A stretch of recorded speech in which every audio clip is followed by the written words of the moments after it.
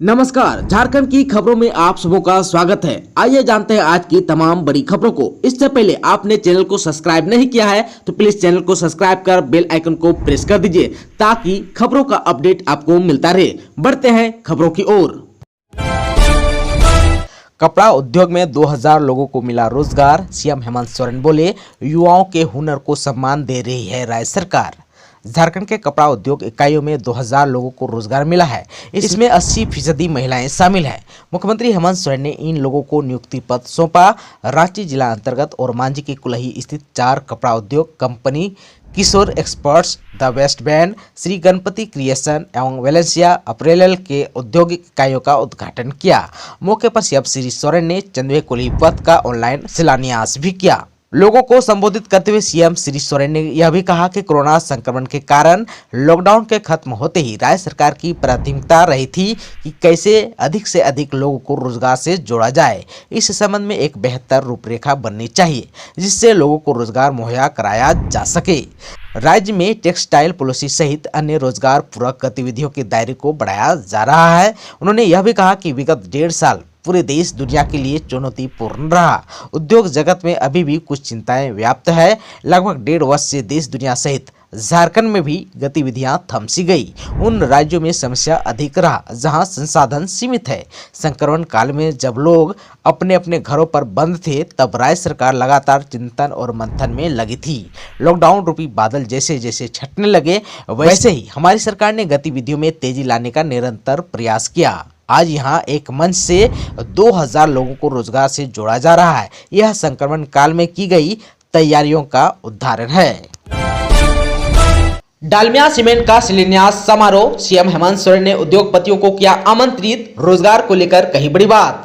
झारखंड के मुख्यमंत्री हेमंत सोरेन ने बोकारो जिले के बालेडी इंडस्ट्रियल एरिया में डालमिया भारत सीमेंट संयंत्र की दूसरी इकाई का शिलान्यास करते हुए कहा, राज्य में ज्यादा से ज्यादा पूंजी निवेश हो, यह सरकार की विशेष प्राथमिकता है। इसके लिए एक बेहतर और उम्दा झारखंड औद्योगिक एवं निवेश प्रोत्साहन नीति 2021 बनाई गई है। औद्योगिक घराने इस राज्य में उद्योग लगाने के लिए आगे आए, सरकार उन्हें पूरा सहयोग करेगी। उन्होंने कहा, यह एक शुरुआत है। आने वाले दिनों में यहाँ कई बड़े उद्योग लगेंगे जिससे बड़े पैमाने पर रोजगार के अवसर पैदा होंगे। मुख्यमंत्री हेमंत सोरेन ने यह भी कहा कि हमारी सरकार के गठन के कुछ ही महीने हुए थे कि कोरोना महामारी ने पूरी दुनिया को अपनी आगोश में ले लिया। लॉकडाउन लगा और लोग अपने घरों में कैद हो गए। व्यवस्था पूरी तरह अस्त व्यस्त हो चुकी थी। इन सब के बीच हमारी सरकार जीवन और जीविका को लेकर लगातार चिंतन मंथन करती रही। वक्त के साथ कार्य योजना बनाई जिसका फायदा कोरोना काल में तो लोगों को हुआ ही और आज भी हो रहा है। हालांकि खतरा अभी टला नहीं है, फिर भी जीवन के सामान्य होने की दिशा में लगातार आगे बढ़ रहे हैं। झारखंड में नहीं दिखा चक्रवाती तूफान जवाद का असर। जानिए आने वाले दिनों के मौसम का हाल। झारखंड में चक्रवाती तूफान जवाद का खास असर देखने को नहीं मिला। हालांकि राज्य के कई इलाकों में बादल जरूर छाए रहे, लेकिन बीच बीच में धूप भी निकलती रही। मौसम विभाग के मुताबिक रविवार को पूरे राज्य में 1 या 2 स्थानों पर हल्की बारिश हुई थी। सोमवार को आंशिक रूप से बादल छाए रहे, लेकिन मंगलवार से मौसम साफ हो जाएगा।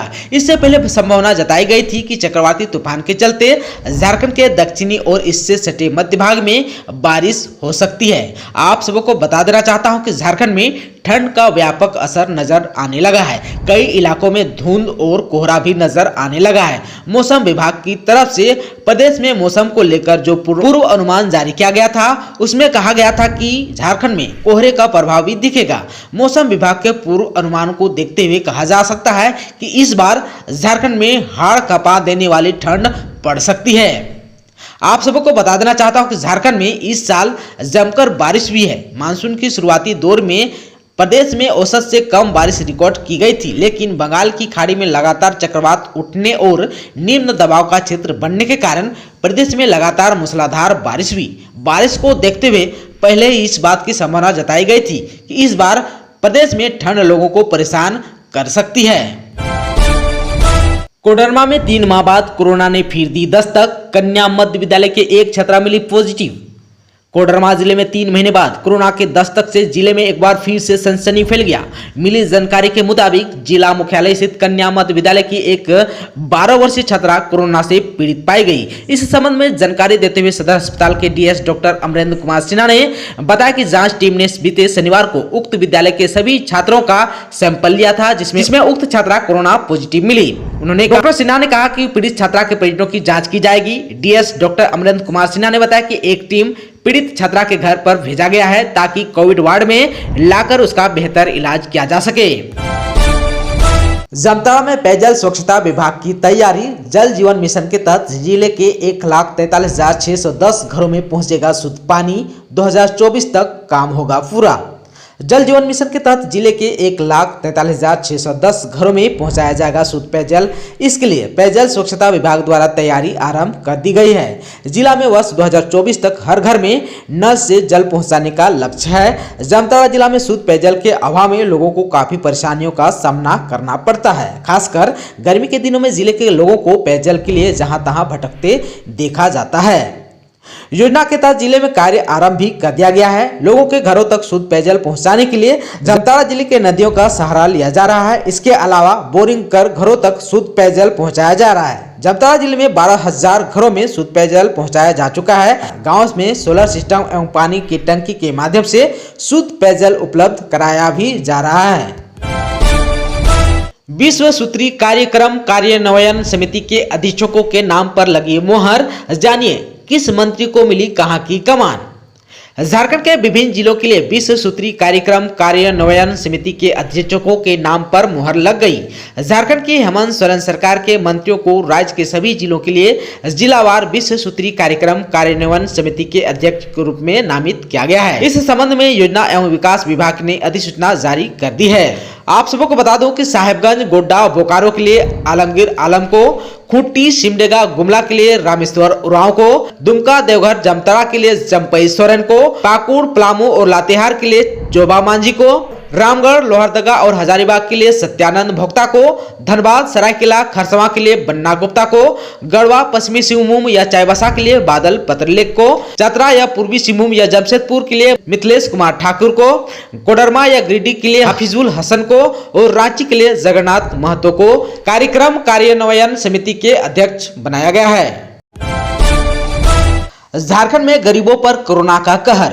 WHO और राज्य सरकार के अध्ययन के मुताबिक कोविड से मरने वाले 55% लोग गरीबी रेखा से नीचे के।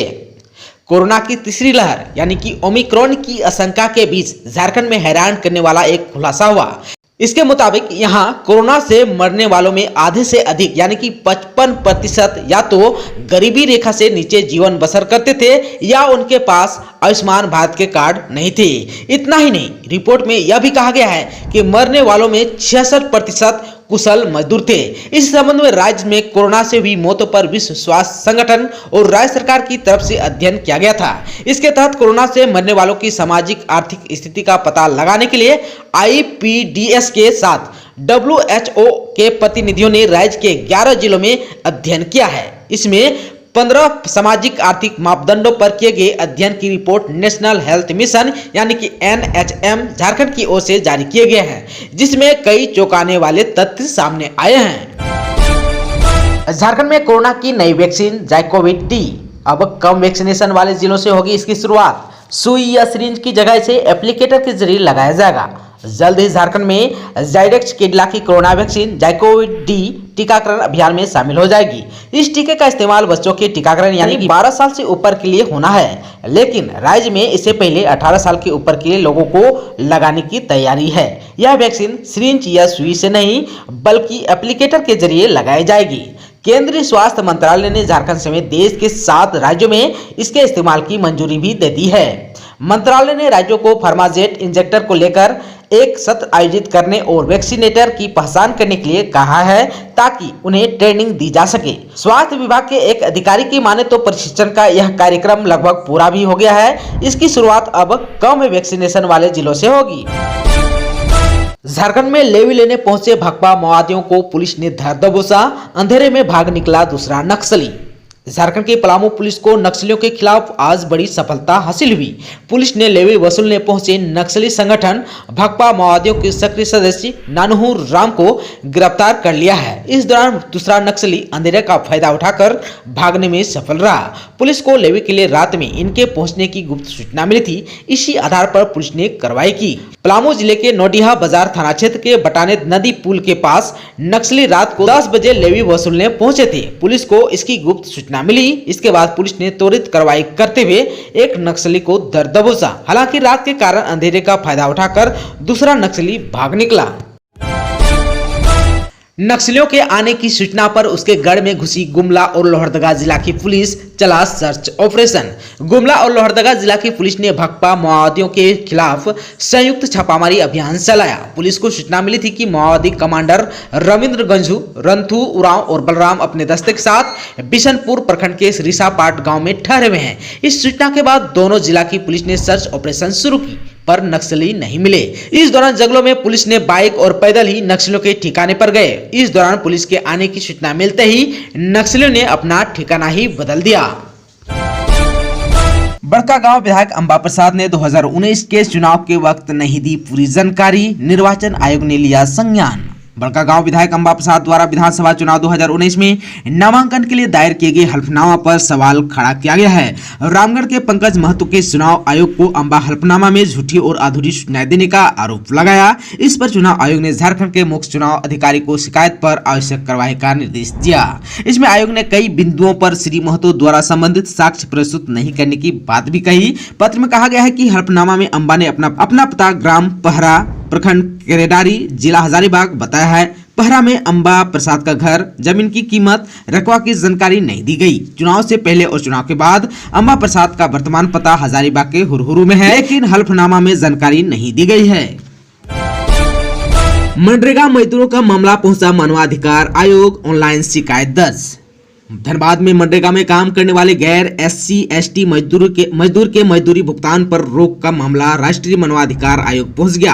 प्रभात खबर में गत 3 दिसंबर 2021 को प्रकाशित खबर श्रमिकों के भुगतान में आरक्षण SC/ST को प्राथमिकता मामले को लेकर यहां से NHRC में ऑनलाइन शिकायत दर्ज कराई है। वादी ने आरोप लगाया है कि मनरेगा मजदूरों को काम के बदले लगभग 2 माह बाद भी मजदूरी नहीं देना अन्याय है। यह मानवाधिकार का उल्लंघन है। आयोग ने न्याय से गुहार लगाई है। शिकायत ऑनलाइन दर्ज कराई गई है। वादी ने खुद को मनरेगा मजदूर बताया। इसमें मनरेगा के केंद्र एवं राज्य सरकार के अधिकारियों को प्रतिवादी बनाया गया। आप सबों को बता देना चाहता हूं कि धनबाद के मनरेगा के ओबीसी एवं सामान्य जाति के मजदूरों के मजदूरी पर 10 अक्टूबर से रोक है। वहीं सिर्फ SC/ST मजदूरों को ही मजदूरी मिल पा रही है। इधर आवंटन के अभाव में यहाँ के मजदूरों को काम के बदले मजदूरी नहीं मिल पा रही है। दोस्तों, चैनल पर आप नए हैं तो प्लीज चैनल को सब्सक्राइब कर बेल आइकन को दबा दीजिए ताकि खबरों का अपडेट आपको मिलता रहे। इसके साथ ही आज की खबरों में बस इतना ही। हमें दीजिए इजाजत। नमस्कार।